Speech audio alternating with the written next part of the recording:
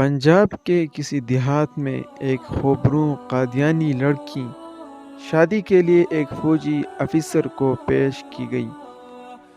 فوجی افسر نے شادی کی حامی بننے سے پہلے ایک شرط رکھی کہ وہ کبھی بھی قادیانیت قبول نہیں کرے گا۔ قادیانیوں نے اس کی شرط مان لی اور لڑکی فوجی افسر کے ساتھ روانہ کر دی۔ شادی کے بعد رشتے ناطے میں آنا جانا لگا رہا اور نرمی سے فوجی افسر کو مائل بھی کیا جاتا رہا۔ ایک دن قادیانیوں کے مذہبی رہنما تشریف فرما تھے اور انہوں نے فوجی افسر سے کہا کہ آپ مرزا غلام احمد قادیانی کو نبی نہیں مانتے نہ مانیں، لیکن ہماری ایک بات قبول کیجئے، آپ استخارہ کر کے آیا نبی اکرم صلی اللہ علیہ وسلم کے بعد کوئی نبی ہے یا نہیں؟ مرزا غلام احمد قادیانی سچا نبی ہے یا نہیں؟ فوجی کو زہر پلایا جا رہا تھا مگر اسے پیتے ہوئے احساس تک نہ ہوا، وہ زہر کا پیالہ چڑھا چکا ہے۔ اس نے استخارہ کرنے کی حامی بھر لی۔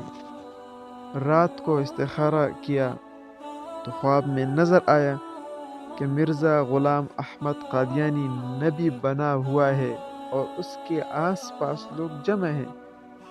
صبح اٹھا تو اپنے کیے ہوئے استخارے کے مطابق قادیانیت پر ایمان لے آیا۔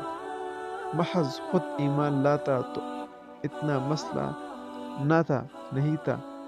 اس نے باقاعدہ مرزے کی نبوت کی دعوت دینا شروع کر دی اور اپنے خاندان کو مرزا قادیانی کا امتی بنا ڈالا۔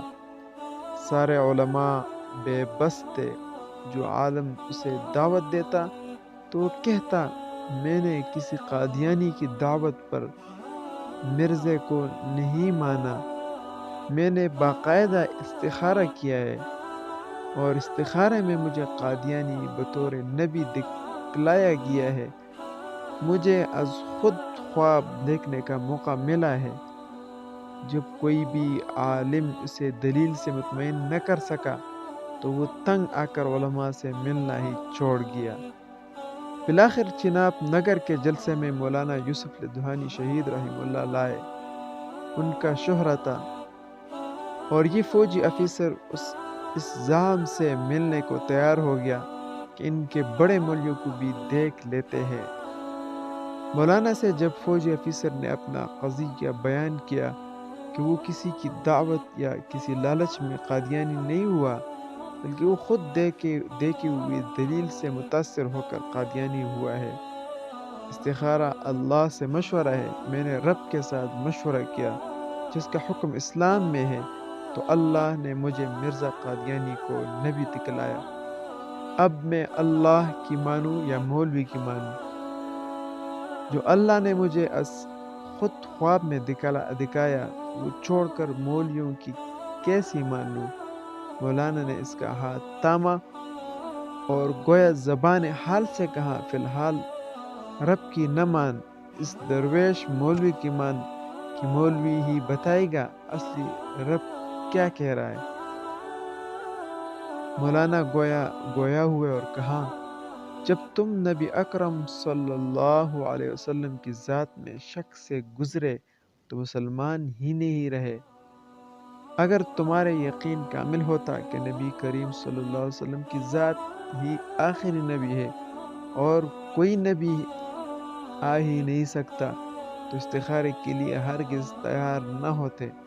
جب تم نے استخارے کی ٹان لی تو گویا تمہیں شک ہوا کہ سید الابرار آخری نبی بھی ہے یا نہیں۔ جب نبی اکرم صلی اللہ علیہ وسلم کی ذات کے حوالے سے تم شک سے گزرے تو کافر ہو گئے۔ نبی کی ذات میں شک کرنا بھی کھلا کفر ہے۔ جو ہی تم شک میں مبتلا ہوئے تو کافر ہو گئے اور حالت کفر میں تمہیں قادیانی ہی نبی نظر آنا تھا۔